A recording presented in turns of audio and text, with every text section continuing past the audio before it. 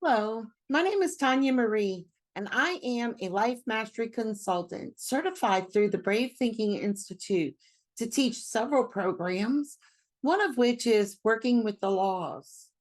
Now, this program is based upon Raymond Hollywell's book, Working with the Law.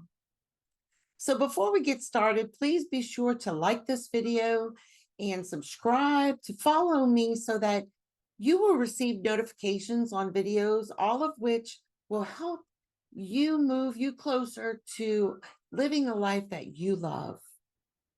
So today I'll be sharing with you some of my views on Working with the Law, Chapter 2, which is the law of thinking. It starts with an observation of, as a man thinketh in his heart, so is he.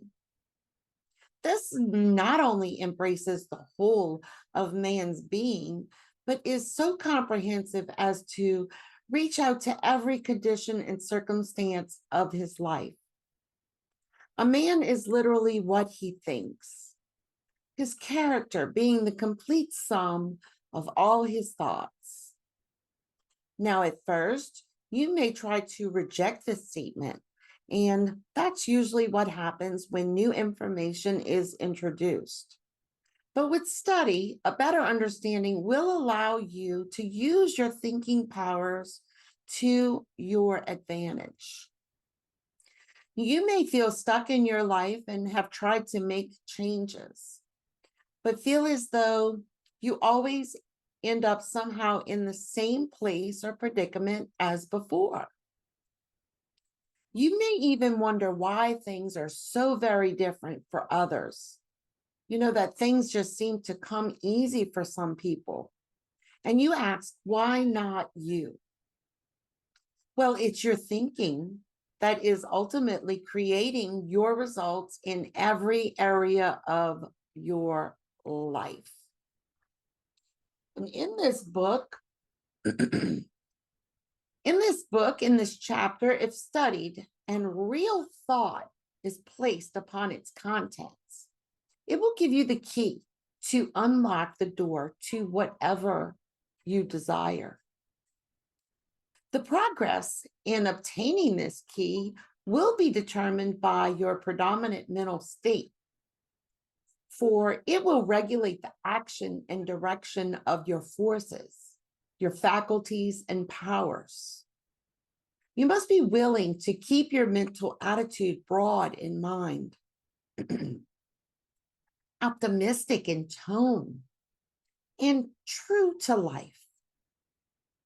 Now, since most of your daily mental and physical acts are largely controlled by your conscious mind, it is obvious that the leading mental state will determine the direction in which the powers of the individual are to proceed. Now we'll talk about our ruling mental state. You may be happy and optimistic. That is an upward bound mental state. And you will use your constructive channels to move you closer in the direction that you want to become, what your dream is. Or you may be sad or depressed or anxious, and that is actually on a downward spiral, and you will have misdirected actions.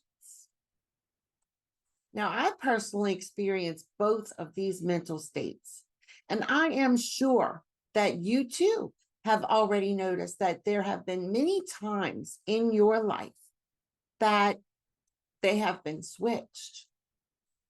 And for the most part, my entire life, my usual ruling mental state was one of optimism, always looking for an answer that was not seen at the moment.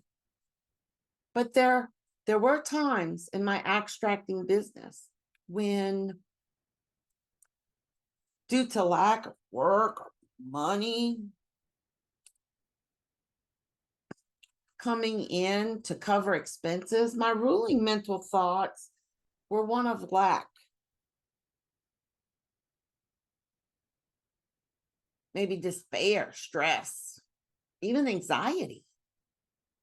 It took me noticing that these thoughts were only creating more of what I didn't want. So I had to redirect my thoughts on what I did want by focusing on providing the best work possible, being grateful for the work I did have. And soon after that, more work orders would come and the company would be fruitful again. It works every single time. When you change your mental state, and things will change. So, as the quote states, as a man thinketh in his heart, so he is. Take control of your thoughts by giving attention to your mental state and your ruling state of mind. So, next we'll talk about believing is seeing. And in this chapter, two analogies were given, one of which was the railroad tracks appearing as though they connect. So if you look at railroad tracks, a picture of them, and they go way off far into the distance, they actually look like they connect at the end. But we know that they do not. Another analogy was the ship sailing off into the distance, where it actually appears that it's sinking. But we know that it is not. Our eyes play tricks on us all the time. Recently, someone handed me a card and asked me how many letter F's were in the statement. This is the statement. Finished files are the result of years of scientific study combined with the experience of many years. Now, at first I said 3, but I was wrong. Along with the 3 F's in the regular words of the sentence, I totally skipped over the word of. There's 3 of them, which made a total of 6 F's in the statement. But it took me reading the sentence several times before I realized that my eyes were totally ignoring the word of. Mr. Hollywell even goes into the fact that you don't even see with your eyes, that they are like a pair of windows with reflectors that form an image of what you see and sets up a wave current. And this wave current follows your nerves to the brain, to the memory center, where it is processed. He states that we do not see with our eyes, we see with our minds. Thought is a subtle element. Although it is invisible to the physical sight, we do know and believe that it exists. For without thought, we could not learn new things. We could not make choices, even take chances at things that we still don't know. But did you know that you could flash your thoughts completely around the world many times in less than a single second? Scientists tell us that thought is compared to the speed of light. They tell us that our thoughts travel at a rate of 186,000 miles per second. That our thought actually travels 930,000 times faster than the sound of our voice. No other force or power in the universe yet known is as great or as quick. It is a proven fact scientifically that the mind is a battery of force, the greatest of any known element. Now, when I first learned and started studying this powerful thought power, I started to experiment with it in my life with my husband. I wanted to see if I could recognize random thoughts as being my own or his. One time we were camping and he was watching TV and I was reading, when all of a sudden hot dogs came to my mind. I thought, that's weird. I'm not even hungry. And I went along with my reading. Well, about 2 minutes later, he gets up, took the hot dogs out the fridge, and made himself a sandwich. And I started laughing. He says, "What's so funny?" I said, I wondered why Hot dogs popped into my thoughts, and aha, here you are thinking about them. Our thoughts are all unlimited force, and your power to think is inexhaustible. Yet, there is not one in 1,000 who may be fully aware of the possibilities of his thought as a power. Yet, as we grow in understanding and we use thought with the right use, we will learn to banish our ills, to establish good in every form that we desire. If we take the thought of success and we keep it in our mind, like attracts like, we will attract success. What you think about, you bring about. It is our power to think that determines our state of living. It also affects our welfare and others that we think about. Some think that these positive and negative thoughts are dealt with as two factors. That if we only want positive thoughts, we must eliminate the bad. But that is not true. He actually used examples of heat and cold. If you want to be warm, you would do things to create warmth, not things to eliminate the cold. If you want to see in the dark, you would add light, not try to get rid of the dark. So when negative thoughts show up, evaluate them and add the positive thoughts, not to eliminate them, but to shine more light on the possibilities that are always around us. You may be a person that wants a loving relationship, but when you see others in public showing affection to each other, instead of being grateful that love is in your presence, you feel and think thoughts of jealousness and lack in your life. But if you can catch yourself and watch and relish in their love and be grateful that you can witness this love and that it is real, you change your thoughts towards those that have what you want. And then you allow love into your life just by changing your thoughts. Our mind force is creating continually like fertile soil. Nature does not recognize the difference between the seed of a weed or that of a flower. The seed will grow regardless. The mind will continue to create things in your life, either good or bad. Your ideas determine which will be created. I had a friend named Diane. She was a best-selling author, a free-spirited woman, and amazing to be around. She always spoke about how she was allergic to smoke.